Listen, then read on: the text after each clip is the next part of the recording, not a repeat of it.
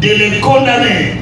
Par conséquent, chacun, contradictoirement, pour la prévenir Honorine Onate Porcher, à 20 ans de servitude pénale principale pour terrorisme, à la servitude pénale à perpétuité pour vol à main armée, à la servitude pénale à perpétuité pour association de malfaiteurs, faisant application de l'article 7 du Code pénal militaire, prononcer une peine unique, celle la plus forte, soit la servitude pénale à perpétuité. Pour le prévenir, commissaire adjoint Molomi Kombisela, sous-commissaire principal Kachamangon Anderson, les vigiles Kingamouwa Kingamonorde et Kato Pamouka Sakato, tous à la peine de mort pour complicité de vol à main armée, à la peine de mort pour l'association des malfaiteurs, faisant application de l'article 7 du Code pénal militaire, prononcer la peine unique à tous les quatre, c'est la plus forte, soit la peine de mort. Et par défaut, Monsieur le Président, vous allez condamner les prévenus fugitifs Dame Kapi et Siel Benjamin non autrement identifié à la peine de mort pour l'association des malfaiteurs. Vous allez prononcer la confiscation de tous ces objets saisis. Vous allez recevoir l'action civile et la déclarer fondée et condamner en conséquence les prévenus au paiement des dommages et intérêts au bénéfice des parties civiles Rambank SA et la dame Bijoulidor, et ce à la hauteur des préjudices civils où votre auguste tribunal les condamnera à toute autre peine contribuer à la commission de l'infraction, à y prendre une part plus ou moins active et directe. Le professeur Nabirou Mouemessona, droit pénal zaïrois. Nous allons demander aux amis de parti prévenus de l'Église de se doter de cette histoire. Monsieur le Président du CNJ, les conditions générales de la perception criminelle, il faut qu'il y ait une infraction principale, un acte de participation et l'intention criminelle. Nous en avons assez dit, Monsieur le Président, dès les premiers jours, le comportement des complices de ce vol-là. C'est de là qu'il s'agit. C'est le point saillant.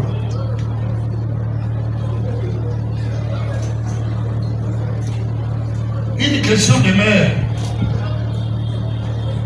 c'est celle de la recevabilité de la constitution des partis civils, Rambank SA et Bijoulidor. Monsieur le Président, l'action civile est une action ordinaire en dommage et intérêt. Et l'article 258 du Code civil Code civil congolais livre 3 dispose tout fait quelconque de l'homme qui cause à autrui un dommage oblige celui par la faute duquel le dommage est arrivé à le réparer. Cette disposition ne précise pas la qualité ni de l'auteur de la faute ni de sa victime. En outre, la victime peut être une personne physique ou morale, civile ou militaire. C'est en cela que l'article 226 du Code judiciaire militaire stipule, lorsque la juridiction militaire est saisie, la partie lésée par le fait incriminé peut la saisir de l'action en réparation en séquence partie civile. C'est ce que la Rambank et Mme Bijoulidor ont fait en séquence partie civile, dont les actes constitutifs sont versés au dossier. La question fondamentale est celle de savoir si ces précités, ces parties civiles, ont réuni toutes les conditions requises pour se constituer partie civile. Monsieur le Président, Monsieur le Juge, l'article 258 du Code civil congolais, livre 3, édicte 3 conditions pour exercer une action civile dans un procès pénal, à savoir la faute, les dommages et les liens de causalité. S'agissant de la faute, elle peut être civile ou pénale. Dans les cas d'espèce, elle est pénale parce qu'il existe des infractions que le ministère public et les parties civiles reprochent aux prévenus. Ces infractions sont là. Inutile de le prendre et de citer encore. Du dommage. La doctrine admet que les dommages vont être certains, directs et portés sur l'intérêt légitime, c'est-à-dire légalement protégés. Dans les cas sous-examen, les dommages qu'avaient subi les parties civiles sont l'œuvre du comportement délinquant des prévenus et réprimé par les lois de la République démocratique du Congo. Vol de 10 500 $ et quelques francs congolais de la rame bancaire, d'une part, et d'autre part, la destruction du flat hôtel du fait de la présence de la braqueuse.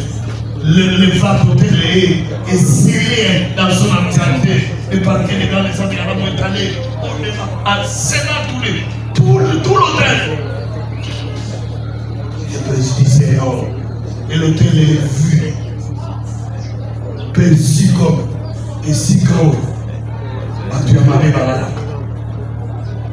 Les incantatoires passent l'église, les mystiques,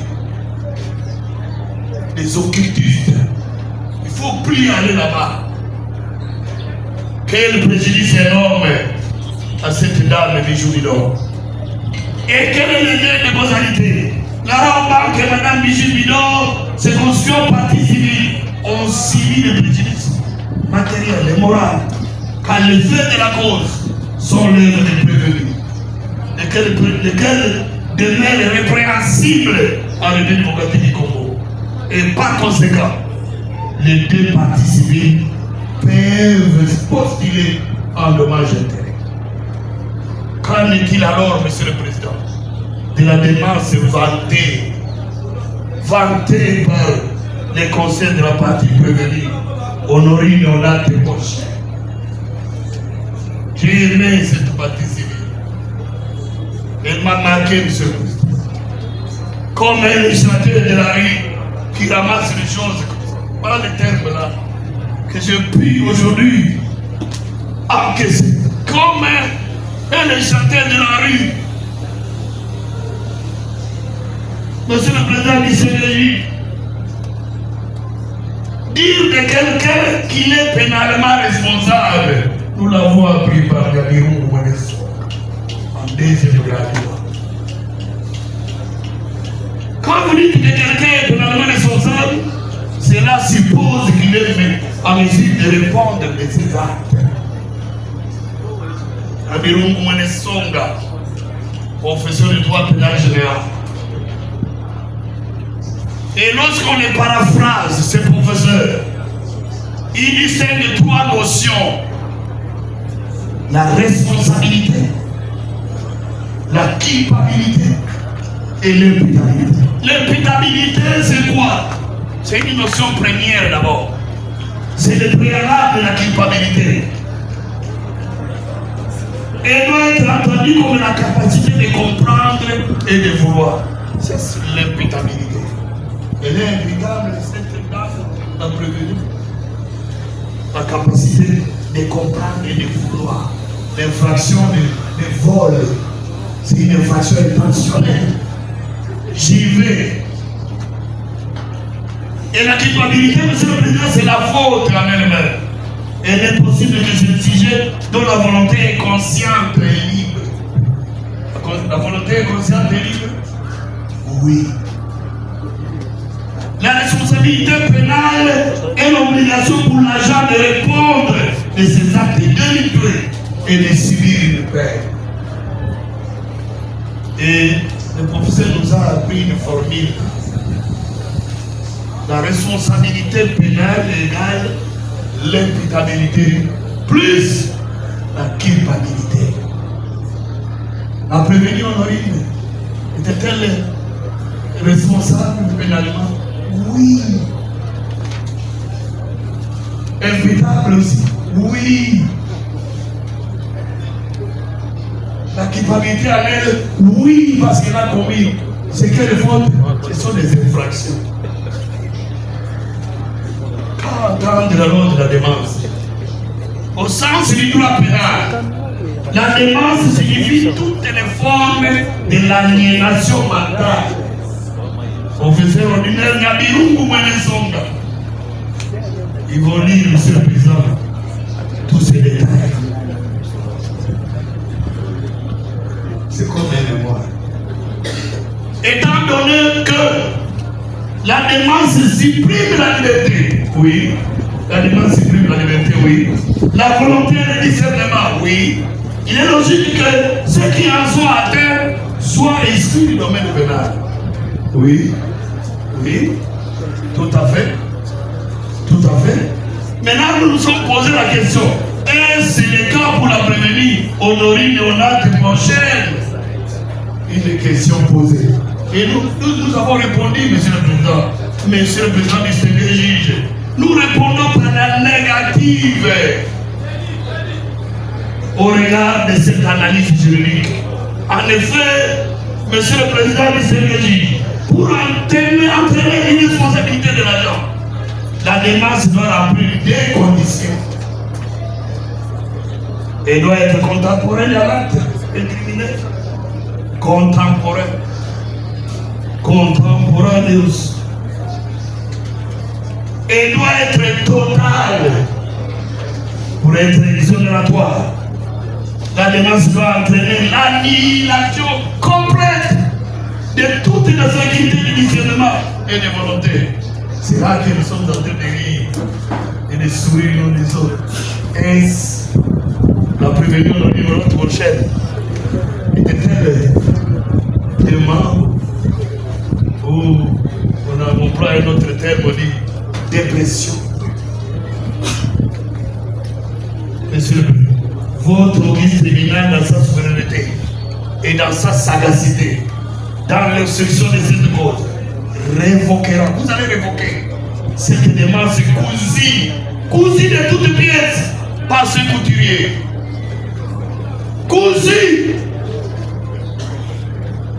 Démence cousue.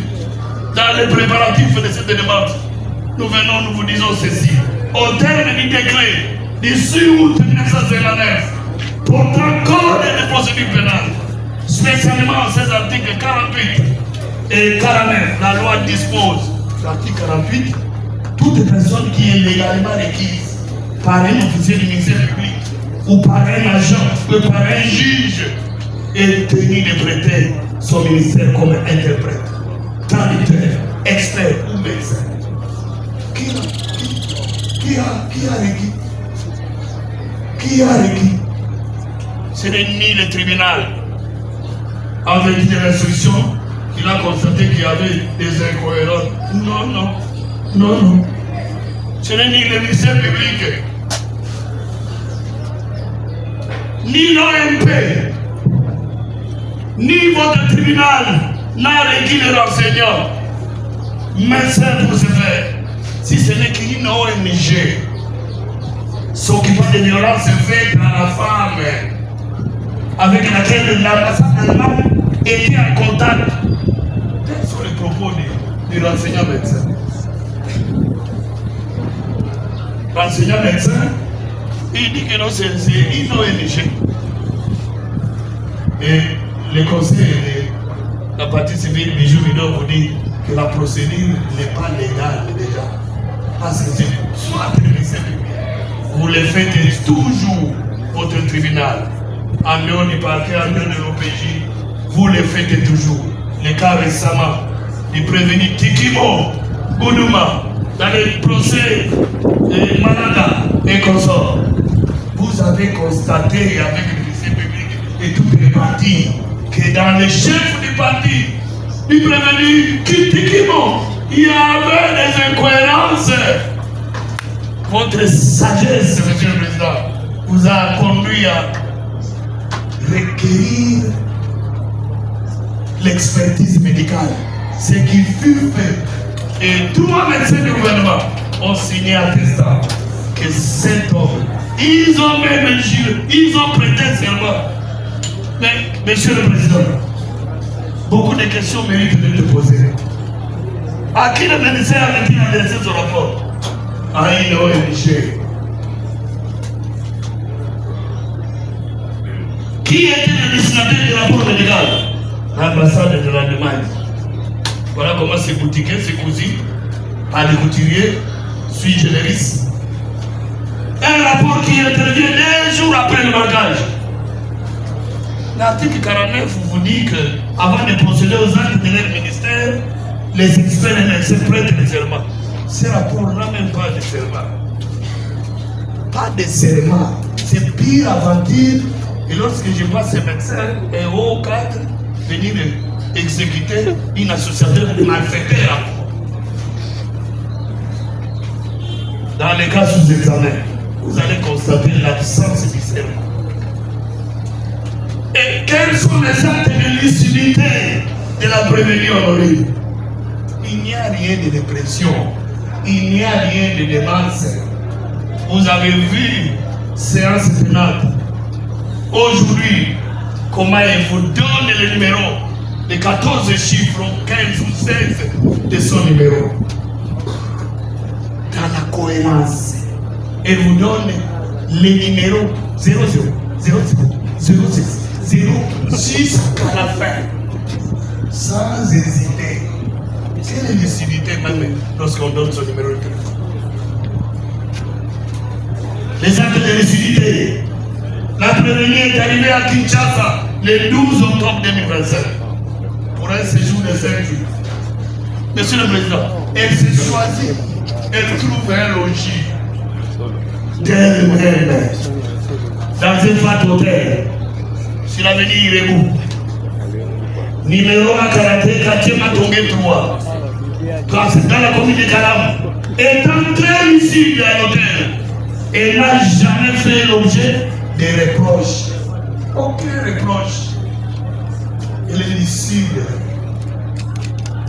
Ni par la gérante, Madame Nzamla Rose, ni par la propriétaire d'âme et bijoux Bidor. Personne n'a fait de reproches à cette dame.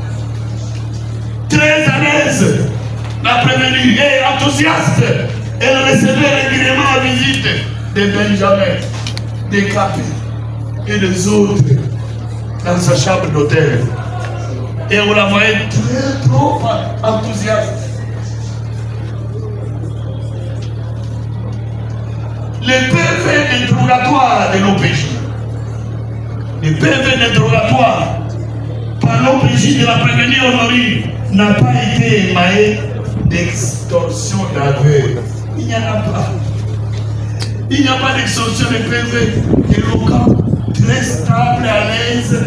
Êtes-vous à l'aise de répondre avec oui. Elle était trop à l'aise. À la question lui posée par l'OPJ, quelle a été la motivation de vous attaquer à une institution financière bien surveillée par des hommes armés avec votre arme en plastique? Voilà la femme qui est ici. Elle répondit, j'étais sûr de moi-même et de mes affaires. À la question de savoir comment pouvons-nous retrouver Mademoiselle Kapi et si elle n'est jamais citée par vous, elle dit, étant donné que je ne retrouve pas la ville de Kinshasa, c'est moi qui les appelle pour m'accompagner dans mes courses. Ici. À la question suivante, savez-vous que l'acte commis par vous à l'agence Raobank de Victoire est pénal? Elle dit, oui, je sais. Est-ce que c'est pénal? Elle vient de Kéraga, a-t-il dit le conseil de la partie civile là-bas. Dans quel état étiez-vous lors de la commission du libre-agage? Elle répondit, j'étais dans un état lucide et avant d'agir en âme et conscience. Question de l'OPJ, autre chose à déclarer. Elle dit ceci, oui. Voilà une prévenue qui est décidée. Elle dit, oui, je regrette que les identités soient publiées sur les réseaux sociaux. Chose qui a suivi ma personnalité partout dans le monde. Voilà une prévenue lucide en train de regretter. Et elle termine par quoi? Elle dit, avez-vous un mot de la fin? Oui, que l'État congolais me pardonne pour l'acte commis à l'agence de la banque du rond-point. Lucide. Elle est lucide lorsqu'elle sait comparaître et à la cour et au tribunal. Elle est lucide. Elle sait que là-bas, je suis en train de chercher les pécuniers. En tant que partie civile. Elle sait. Elle opère ce discours-là très bien. Lucide de gueuler. Et quand elle descend ici, elle sait qu'elle est acculée. Qu'ici, elle est partie prévenue. Elle sait. On lui amène les choses en tête de non. Elle-même dit non. Monsieur le Président du CDJ, la prévenue a préparé bel et bien ses actes en s'achetant au préalable le mercredi 15 octobre 2025. Accompagné des dames qui ont bien joué sous forme d'armes de guerre et est descendu au lieu du crime le lendemain pour voler. Le vol est une infraction intentionnelle. Pour être exonératoire. Et exonératoire, la démarche doit entraîner l'annihilation complète de toutes les facultés de discernement et de volonté. Est-ce que en elle, il y a annihilation du discernement? Elle dit non. Elle est correcte. Elle connaît son numéro de téléphone, elle connaît son téléphone, elle connaît tout. Même pendant qu'on l'a bougé en étant à bord du véhicule de la Jeep. Elle connaît. Elle sait citer, identifier. C'est celui-ci. Elle sait. Dans les cas sous examen, la prévenue Honorine a toutes ses facultés en place. Elle sait qu'elle fait l'objet de deux procès. Nous l'avons déjà dit. Monsieur le Président, votre tribunal de Sénat, Monsieur le Président, va révoquer, va balayer, va rejeter cette demande qui n'en est pas une, qui n'a pas de nom, qui ce n'est qu'une boutique là. Boutique. Alors qu'on a été appelé à l'auditoire général, pendant que la prévenue était à la disposition de l'auditeur général avant de la descendre à l'auditoire de garnison. Monsieur le Président, les médecins sont venus voir les lésions corporelles là, et en soignant avec des antibiotiques. Elle a eu des antibiotiques, mais mûri par un comportement autre, ils vont vous amener un peu de paperasse comme ça et rédigé dans le dossier. Nous pouvons conclure aisément qu'aucun cas d'ouverture, si la démence ne peut s'appliquer par votre tribunal et seul au bénéfice de la prévenue Honorine. Aucun cas. Une seule chose à laquelle nous pouvons solliciter le tribunal pour la prévenue Honorine, c'est de reconnaître, vous allez reconnaître le trio. Le trio, c'est qui et qui? Les conseils de la partie prévenue, les renseignants médecins et la prévenue elle-même. Vous allez leur reconnaître ceci. C'est que la démence vantée n'est qu'une technique de distraction et stratégie de défense. Voilà ce dont vous allez reconnaître à leur regard. Vous allez leur donner ça. Et non. C'est une technique de distraction et une stratégie de défense tout simplement.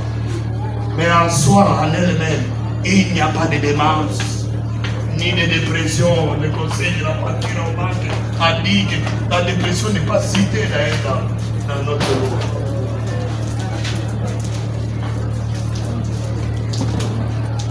Monsieur le Président du CDJ, il n'existe ni fiche de consultation. Monsieur le Président, ni fiche de consultation par ce médecin, ni aucune machine ou appareil auquel la prévenue Honorine fit face ou fit soumise. Même les stéthoscopes. Elle n'a pas même vu les stéthoscopes que les médecins utilisent dans les oreilles.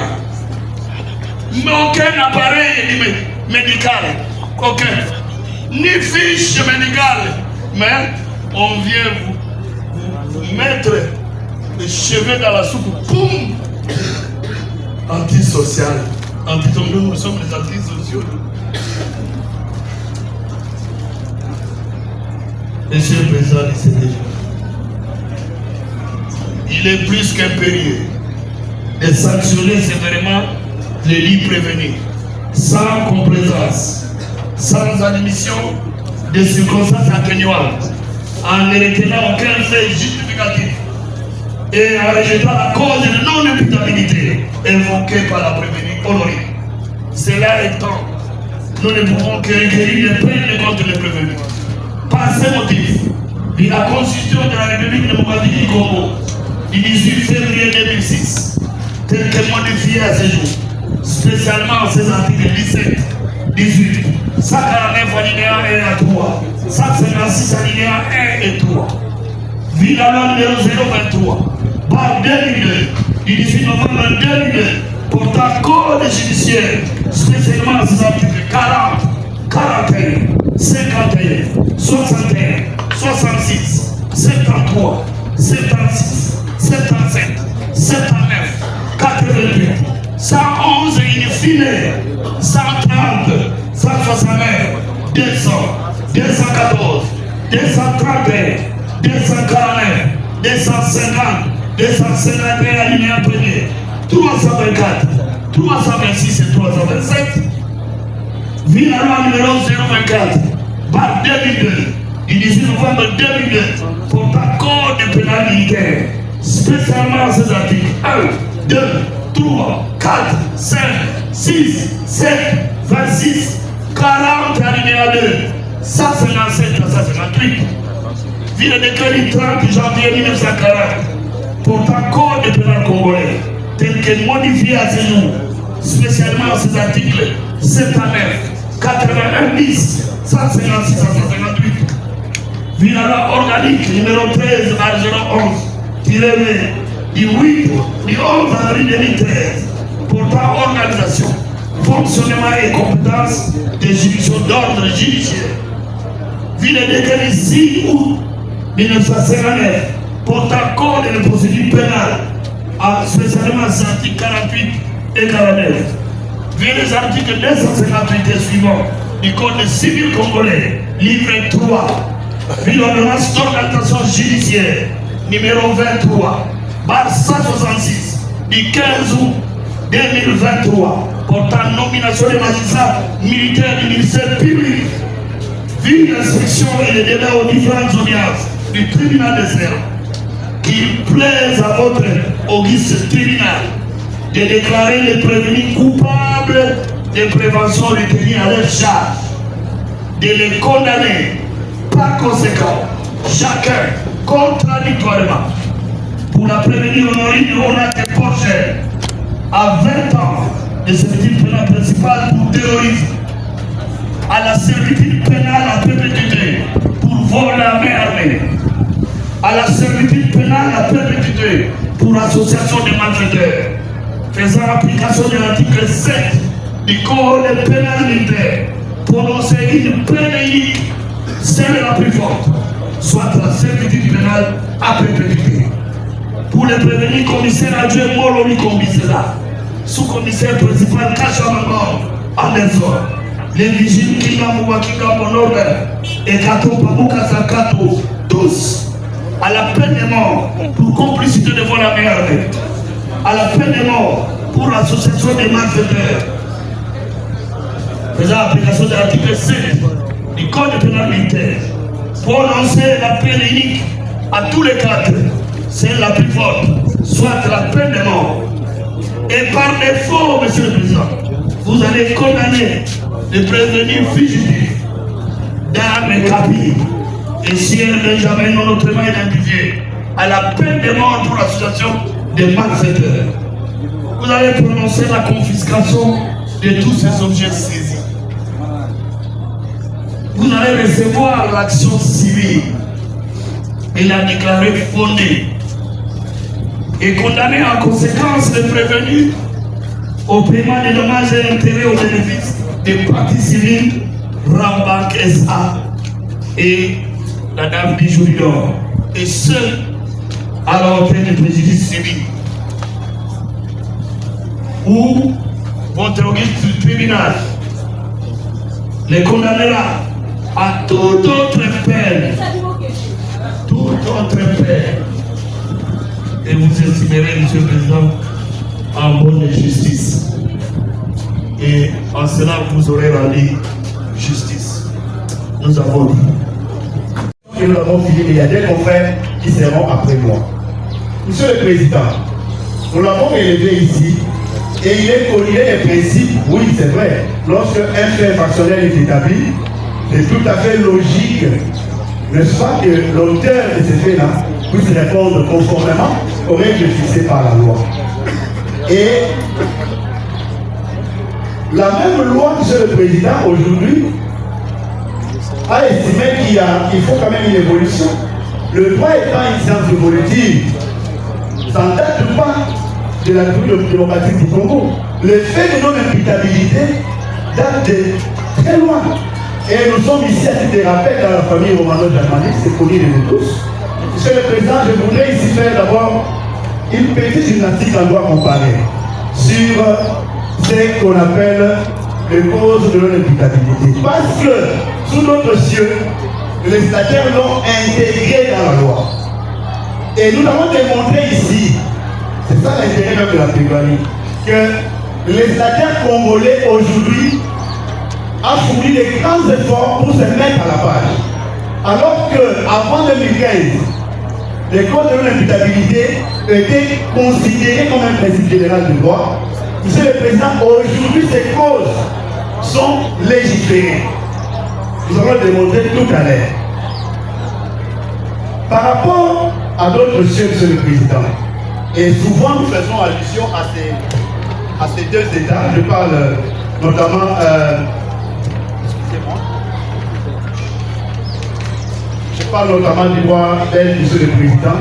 Lorsque vous prenez par exemple l'article 71 du Code pénal belge, il dispose à ces termes.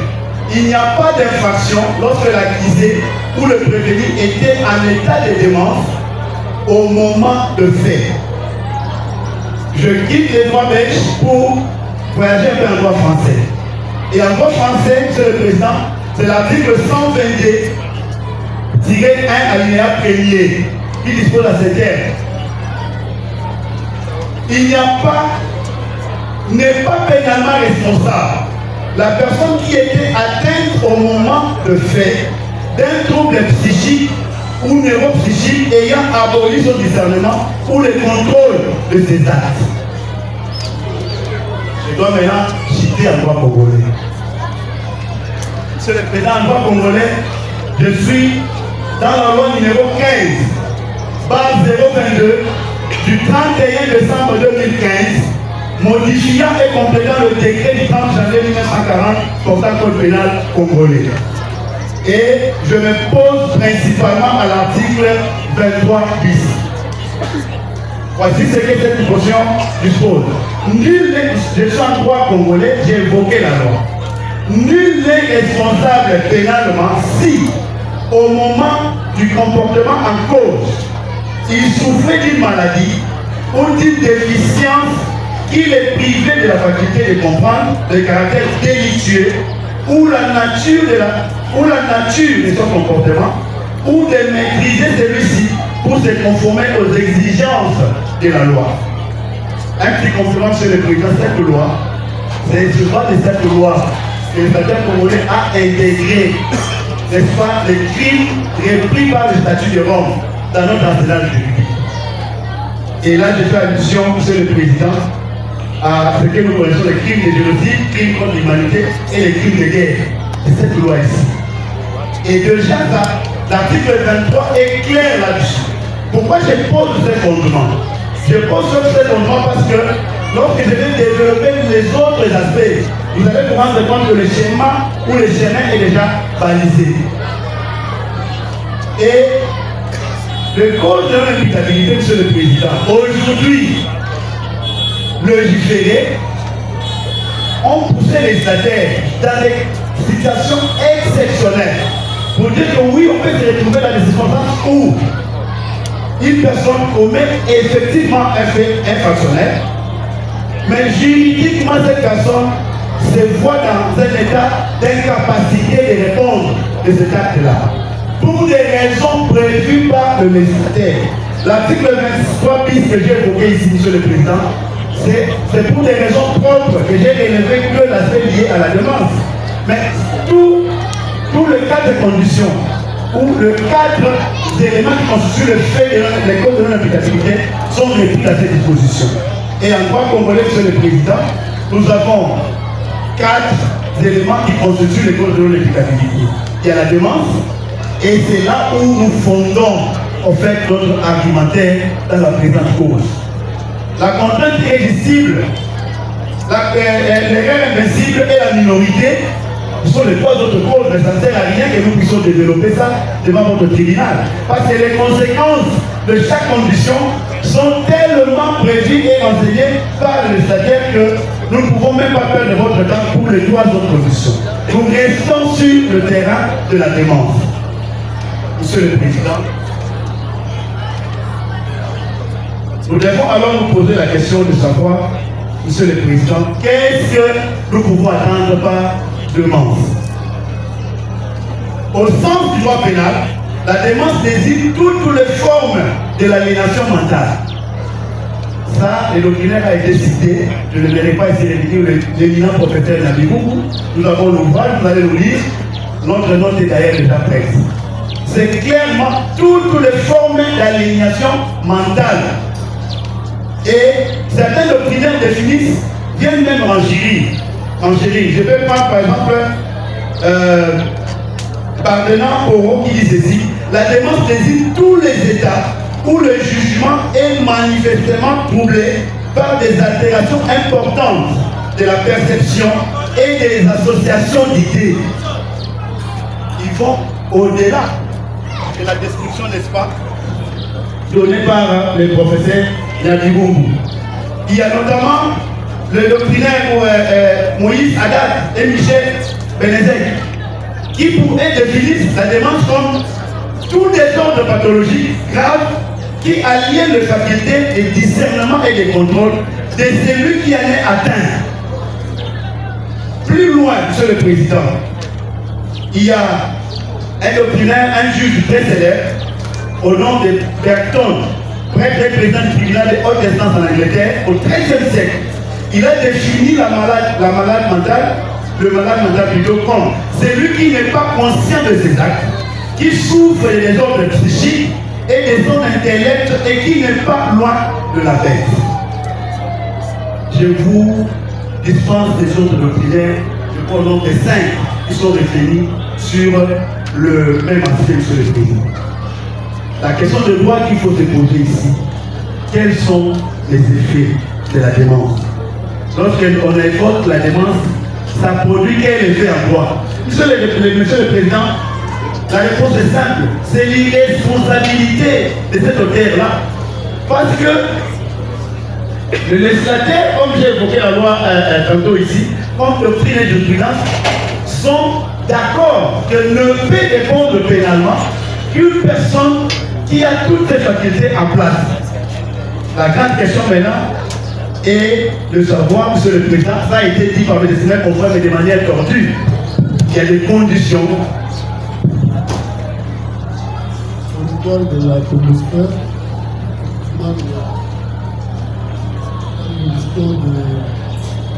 pas arrivé au tour de votre égoïsme, parce que les acteurs pas avec la proposition de la Cour, sont obligés de suspendre.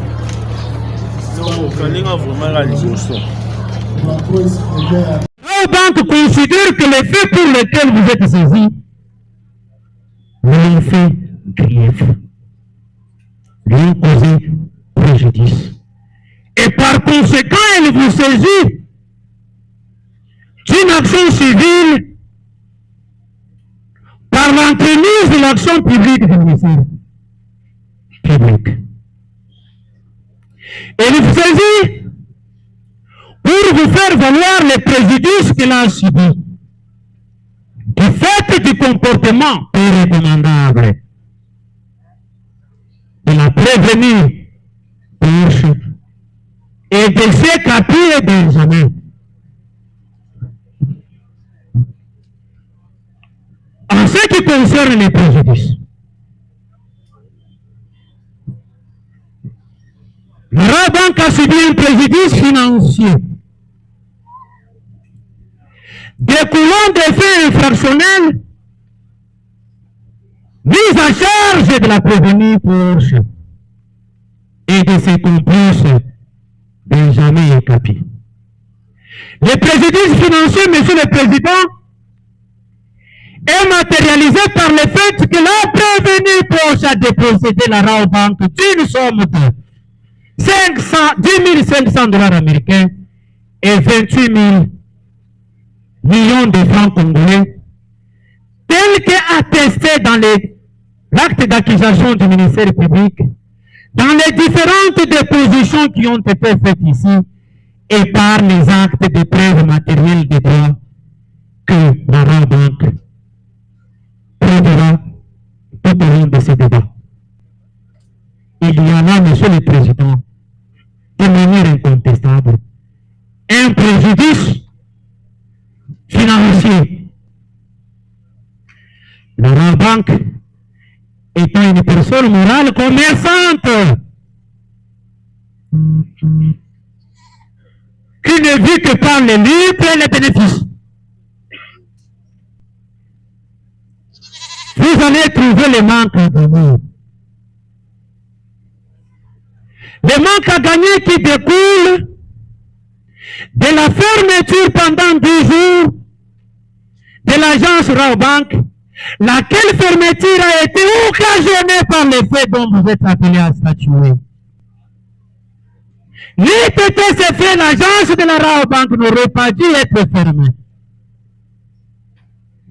Il y a là, en droit, un lien de causalité entre les dommages, entre les faits dommageables qui ne sont autres que les préventions pour lesquelles vous êtes en train de statuer, commises par la prévenue Porsche, ici présente. Monsieur, mais cette fois-ci découlant de manque à gagner, la Rabobank, chaque jour, dans son objet social, de conclure le marché de fourniture, de nous prêter, nous, ses clients, et vous, éventuellement, si vous l'êtes, et vous le serez peut-être,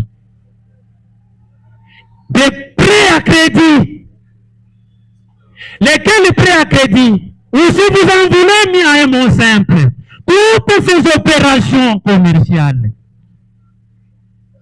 c'est au travers de ces opérations commerciales qu'elles réalisent les bénéfices des clients. Mais la Rabobank, pendant 10 jours, et du fait de la dame Porsche, s'est vue privée de ses activités quotidiennes pendant 10 jours, comme provisoirement, parce que le préjudice est assez colossal que nous continuons à les évaluer des profits et bénéfices, et actuellement évalué provisoirement à 500 000 $ américains, fractionné à 50 000 $ par jour. En plus de ces préjudices commerciaux, Monsieur le Président, il y a eu également les préjudices découlant des faits collatéraux. Lesquels faits collatéraux ont pour ancêtre légendaire les faits infractionnels posés par la prévenue Porsche et ses concerts. Si c'était les faits de prévenue Porsche, la Rabobank ne se verrait jamais sa caisse être envahie par des personnes actuellement non nettement identifiées, mais ayant profité de troubles faits générés par les faits infractionnels commis par la dame Porsche. ont été calfeutrés dans des bureaux, dans des salles noires, remplis de poches d'argent. Les sommes d'argent a été suturée de manière désordonnée et peu alléchante à la banque. Le préjudice découlant des effets collatéraux des faits de prévenus est également estimé à 50 000 $ américains, Monsieur le Président. Ces préjudices cumulés dans leur essence et entraînant d'autres préjudices moraux, s'agissant cette fois-ci de ces préjudices moraux. Alors que la Rabobank, personne morale, convie du fait de Madame Porsche, son image est ternie. Sa réputation est ternie. Son prestige commercial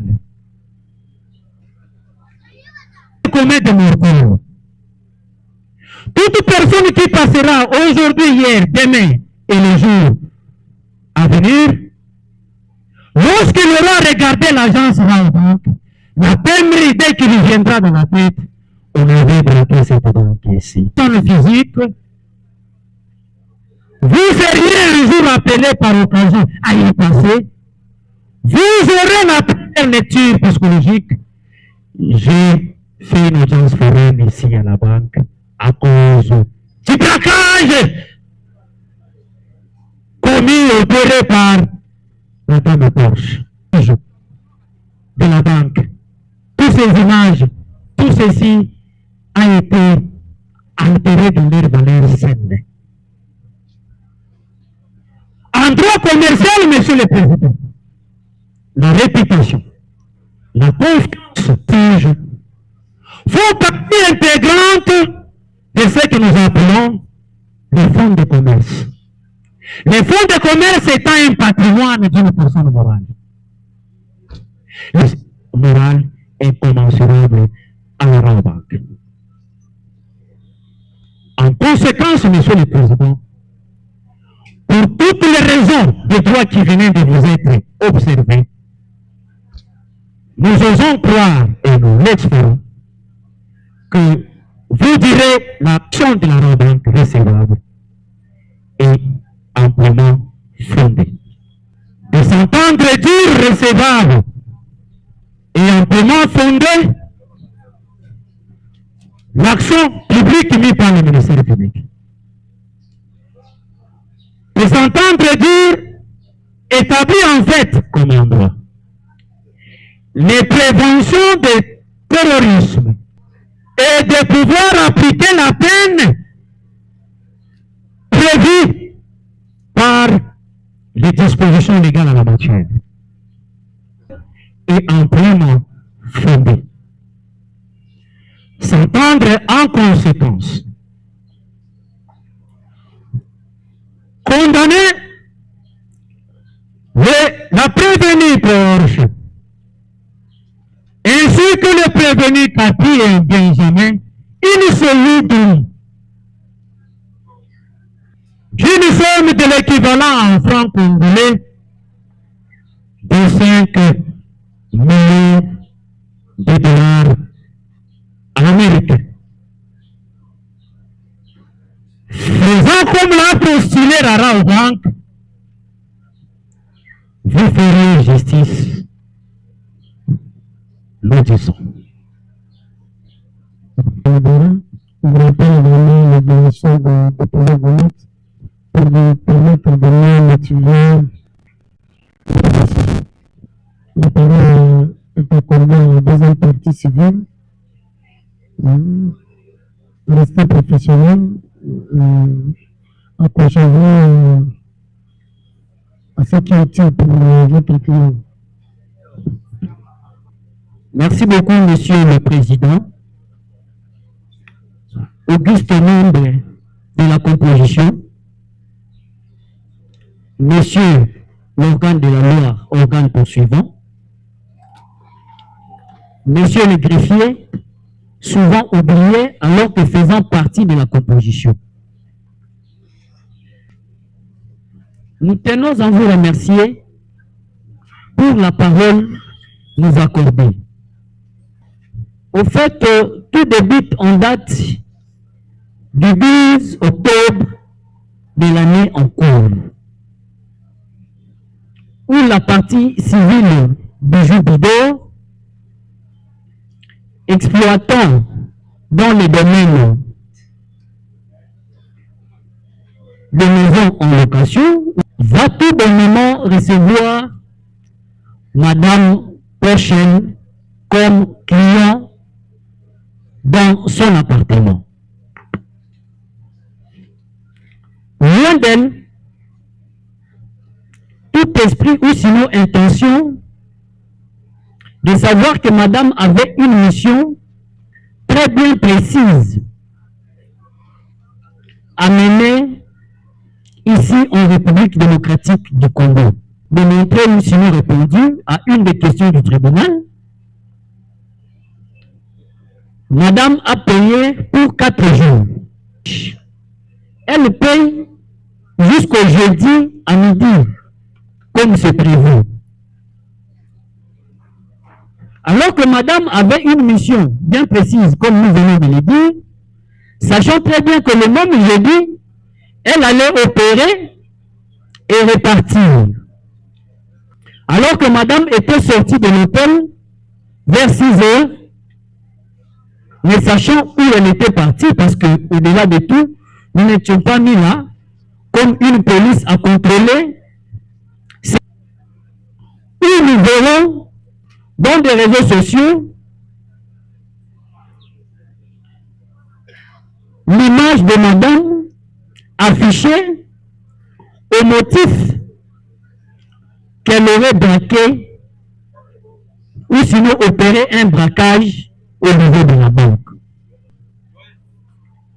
Qui va surgir dans l'hôtel, chacun à son tour et chacun avec ses attitudes.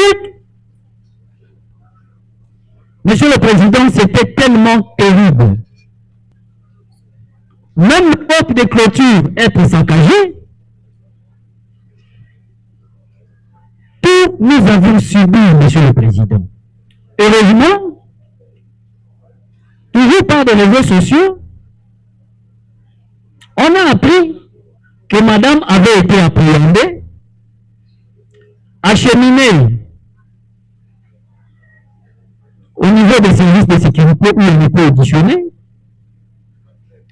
que serait le dernier tour du parquet de grande instance de Kalamou qui viendra, qui en dépit du scellage fait par les services de sécurité. Mais néanmoins, le parquet de Kalamou va devoir cette fois-là sceller tout l'hôtel, tous les occupants, dont certains avaient même abandonné leurs médicaments, tout le tour. Par devant votre auguste tribunal, que la partie du Jupiter a jugé bon de venir en son action civile à l'action principale du ministère président. Il a été démontré que Madame la prévenue était poursuivie pour un bon nombre d'infractions mises à sa charge. Tout a été démontré. Voilà, Monsieur le Président, en un mot, ce que nous pouvons résumer en termes de faits. En droit, Monsieur le Président, lors de l'instruction de la présente cause, j'en pense bien que le greffier en a pris soin d'en noter fidèlement. À la question, ou sinon aux questions posées à Madame la prévenue, s'agissant du sort réservé à l'hôtel qu'elle occupait, je pense que Madame avait bel et bien reconnu avec lucidité que l'hôtel était fermé. Et à la question lui posée, quant à l'origine ou sinon à la base, qui a provoqué que l'hôtel soit scellé ou sinon sa chambre soit scellée, elle a reconnu que c'était sur le fait de ces actes. Des plaideurs de l'autre côté, un bon nombre de paperasses écrites par les enseignants à la partie prévenue. Comme quoi, la prévenue serait souffrante mentalement. C'est juste une question, Monsieur le Président, qui nous ramène à un examen juridique. Parce que tous nous sommes sans ignorer que nous sommes devant un juge pénal, nous sommes devant une juridiction et nous sommes devant une juridiction de droit écrit, Monsieur le Président. Et la lettre de question que nous considérons comme lettre d'amour du renseignant qui était passé, adressée à Madame la prévenue, nous a laissé attendre que c'était un rapport médical, constater que Madame souffrait mentalement. Ça, c'était la conclusion du rapport. Et quant à l'examen du droit, les plaideurs de l'autre côté de la barre l'ont rattaché aux causes de non-imputabilité qui de reste prévues par le droit pénal général qui du reste est un droit sanctionnateur. Que Monsieur le Président, quant à nous, la partie civile du jubilé, nous sommes censés ramener cet examen en droit approfondi, ou sinon la partie de la forme. Et le deuxième volet viendra pour ramasser la partie liée au fond.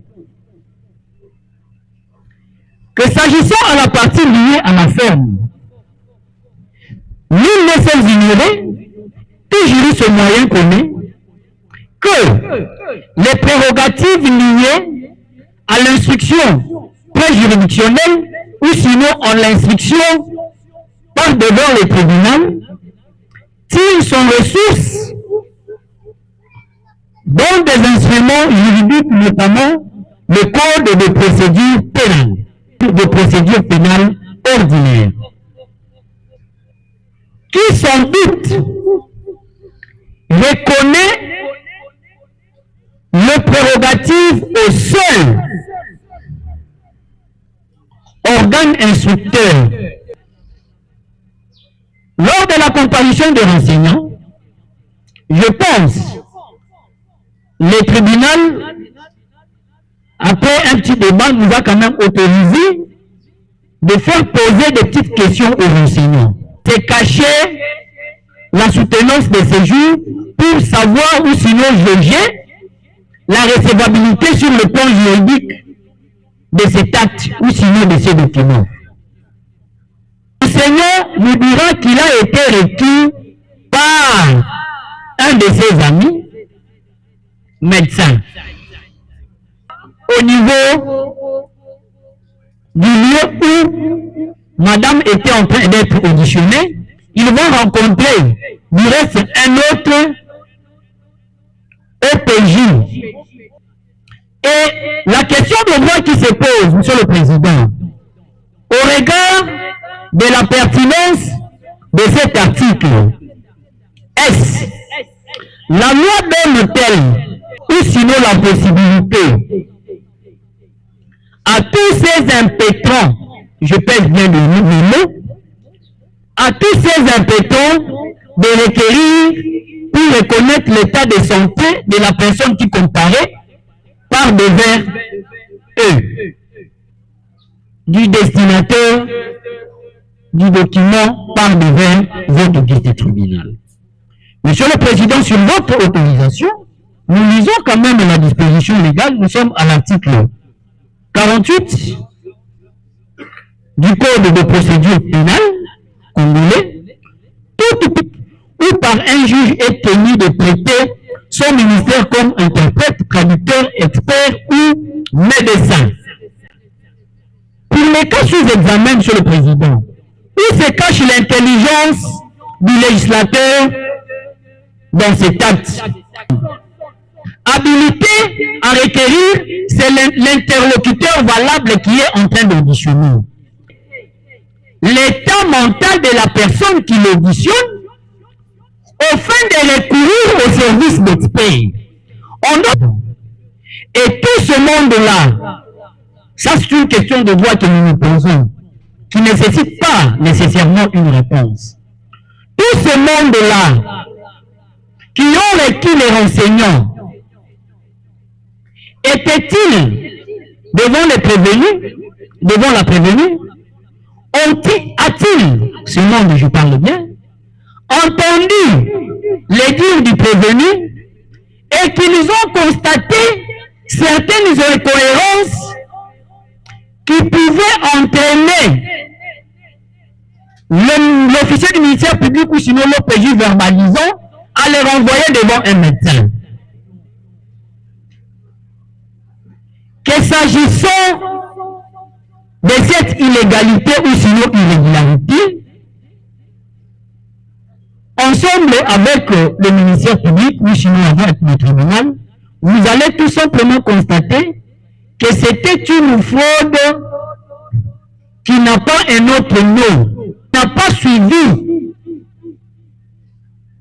le roulement normal de la procédure.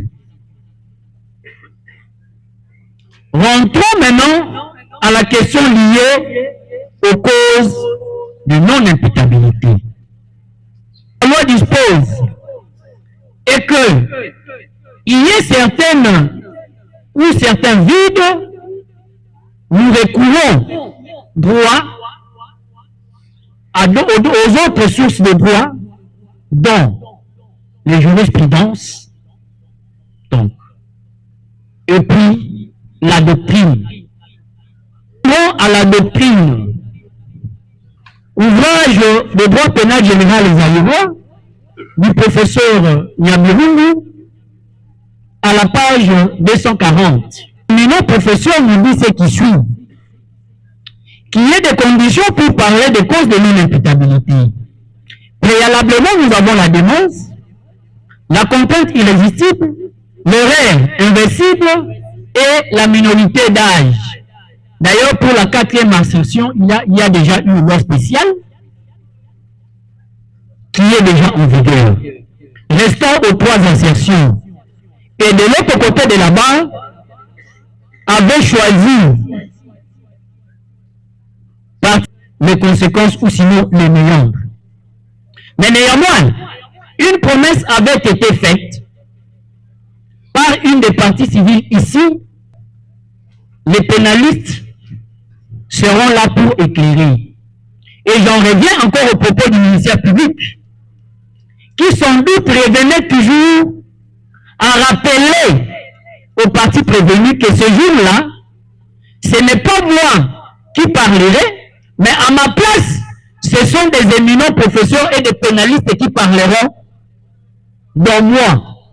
Loin de moi l'intention de faire mienne tout se dire, mais néanmoins, Monsieur le Président, s'agissant de la démence, il y a quand même certaines conditionnalités prévues par la doctrine qui vient compléter la loi qui n'a pas été si éloquente par rapport à cette question. Ici, la doctrine dit que pour retenir la démence, elle doit être contemporaine à l'acte incriminé. Nous assistons maintenant à l'audience est suspendue pour revenir demain parce que très bientôt là, on va devoir, voilà pourquoi l'audience va pousser en haut. Mais le ministère public a chargé, a prévenu, a chargé Bango dans 20 ans de prison. 20 ans de prison ferme. Comment est la réaction de Bango? C'est le verdict final. Et pas il y a présent, il y a procès. C'est pourquoi tout le monde a vraiment ma famille, au moins s'il y a Ndeko, s'il vous plaît, Ndeko, il y a mon corps qui va prévenir, pour la sécurité. Mon corps, moi, si naïe, il peut assister Bango, il peut dans la bambelle na Bango, na moni peut honorer le Porsche.